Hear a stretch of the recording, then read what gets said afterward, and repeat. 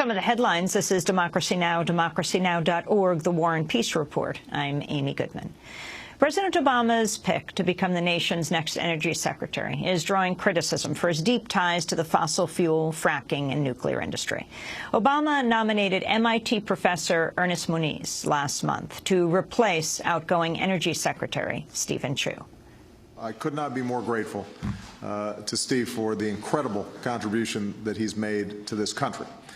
And now that he's decided to leave Washington for sunny California, I'm proud to nominate another brilliant scientist to take his place, Mr. Ernest Moniz. So there's Ernie right there.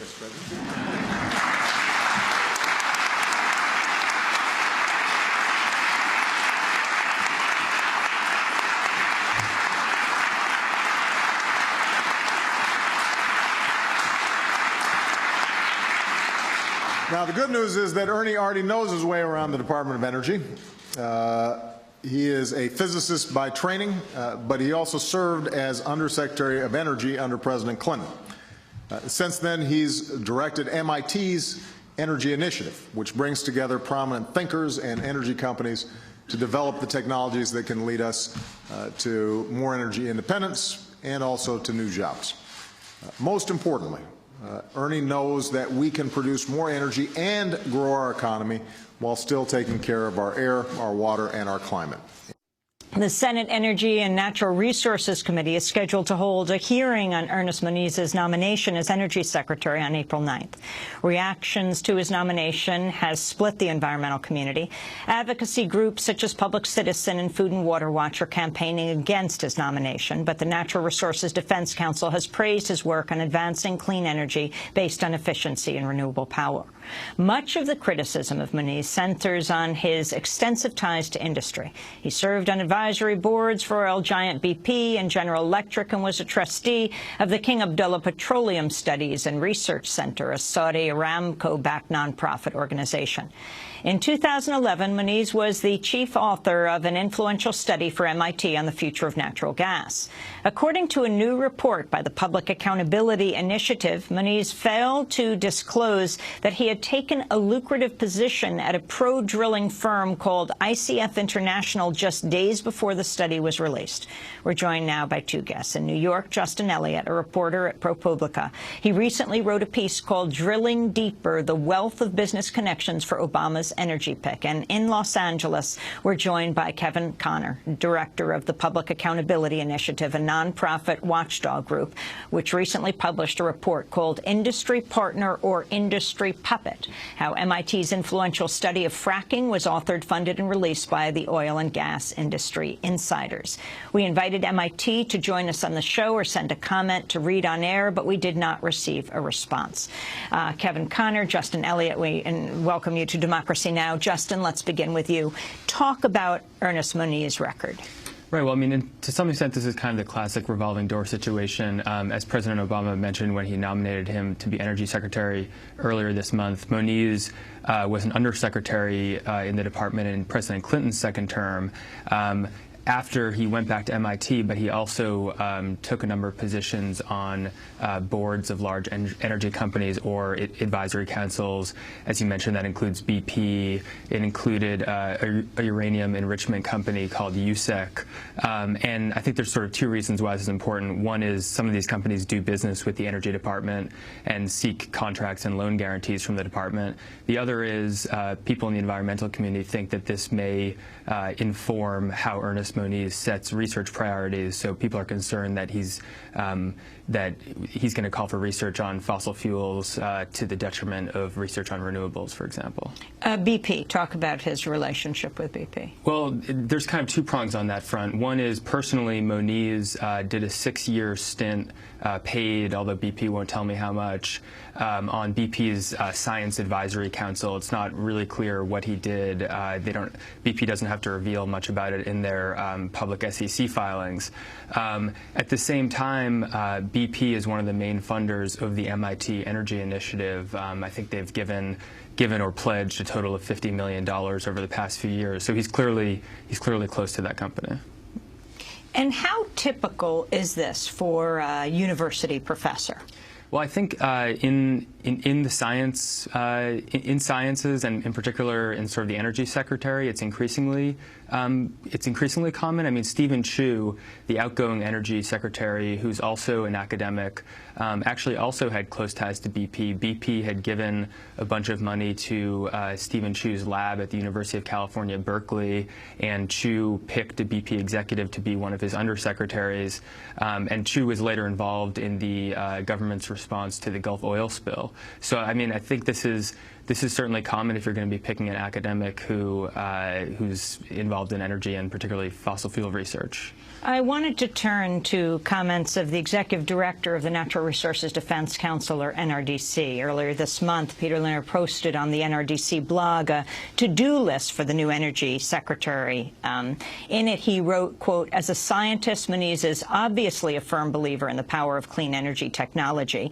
MIT's energy initiative projects under his tenure included windows that generate electricity, batteries built by viruses, and a biofuel made from yeast. But he also believes that technology must be complemented by policy in order to affect real change. As he said at the Aspen Ideas Festival in 2006, in order to address global warming, we must have the will to take more than baby steps." NRDC is supporting Moniz's nomination. Right. I mean, and it's completely true. Moniz has spoken in favor of renewable energy. I mean, I think the best way to sort of interpret his nomination is that he fits in with what Obama has called his all-of-the-above energy policy, which is to embrace things like fracking, continued use of oil, nuclear energy, but also develop wind and solar. And I think that's where Ernest Moniz is on energy policy.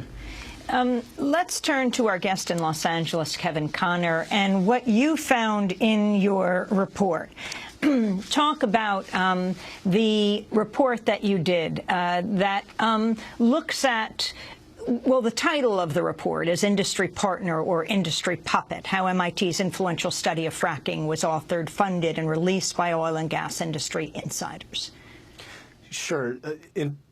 Moniz's nomination prompted us at the Public Accountability Initiative to take a closer look at an influential study that MIT did on the future of natural gas, as it was called, in 2011. It was issued by the Energy Initiative, which Moniz was the director of, and it gave a very pro-gas put a very pro-gas spin on fracking and shale gas extraction. Said that natural gas was a bridge, or will be a bridge to a low-carbon future. Said that the environmental impacts related to fracking are challenging but manageable, and also endorsed natural gas exports, which is a very industry-friendly position to take. It immediately, prompted some criticism from people who pointed to the fact that the report was actually industry-funded, much like the initiative itself. But it was extremely influential. It was designed to influence policymakers. Moniz testified before Congress on the report. It had immediate impact as well. And it came at a critical time for the industry, which was facing significant questions about the safety of fracking, the relative environmental impacts of fracking. And we took a closer look at the study and found that beyond just the industry funding of the study, there were significant conflicts of interest that went undisclosed in the report itself and in presentations of the report. And those involved Moniz and several other key authors of the study. So as it turns out, it was not only just funded by industry, it was also authored by industry representatives. Kevin Connor, I wanted to turn to a 2011 press conference at the MIT Energy Initiative where Ernest Moniz introduced the study now under contention, The Future of Natural Gas. In his opening remarks, Professor Moniz emphasized the report's independent of its sponsors and advisors. I do want to emphasize a disclaimer, if you like, that while their advice was absolutely critical, they are not responsible for the recommendations and the findings. We have not asked for an endorsement. We asked for their advice. We received it, but the results then are our responsibility.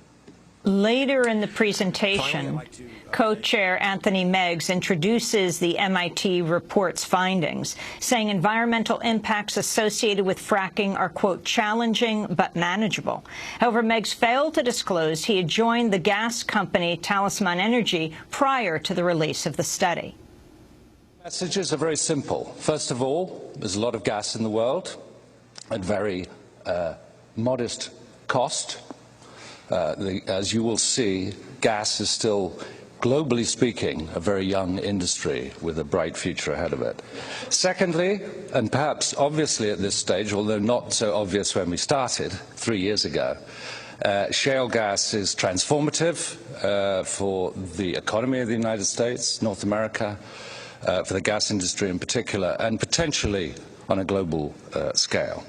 Thirdly, the environmental impacts of shale development, widely discussed and hotly debated, are, and we use these words carefully, challenging but manageable. Kevin Connor, your response. Well, it's absolutely outrageous for Energy Initiative, for Moniz and MIT to pretend this is independent of industry.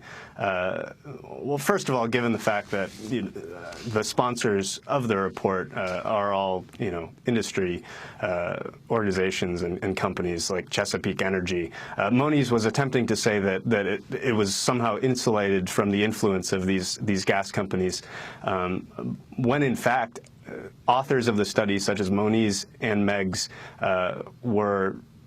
had industry positions at the time. Meggs's quote there is particularly insidious. The fact that he is saying that fracking is safe for the environment when he had actually joined Talisman Energy, a gas company, one of the most active frackers in the Marcellus Shale, a month before the study was released. So he is speaking to a room full of journalists there, presenting a report designed to influence policy and not disclosing that he is on the industry payroll. That is perhaps the last person in that room who should be presenting that finding or having anything to do with authoring that kind of report. And yet MIT and Moniz thought it was appropriate to put that spokesperson forward. So it just goes to the fact that MIT was really sort of presenting an industry brochure here with a lot of pro-gas industry advocacy talking points and not revealing that there were significant conflicts of interest here. Justin Elliott, would you like to weigh in? Yeah, I mean, one thing to note is Ernest Moniz is getting a confirmation hearing next month, and as part of that, he has to release a personal financial disclosure, and also at some point later, he'll an ethics agreement will become public. So we should actually learn more about his current and recent involvement in these companies, and possibly also stock holdings and that sort of thing. So it should be interesting. I think the story isn't over yet. We're going to break and come back to this discussion. Our guests are Justin Elliott, he's a reporter with ProPublica, and Kevin Connor, who has put out a report from the Public Accountability Project called Industry Partner or Industry Puppet, how MIT's influential study of fracking was authored, funded, and released by oil and gas industry insiders. This is Democracy Now! Thanks so much for watching this report from Democracy Now!, your daily independent global news hour. We don't accept advertising or corporate funding, but rather rely on donations from viewers like you. Please make your contribution by visiting democracynow.org. We need your support today to keep bringing you this hard-hitting, in-depth reporting.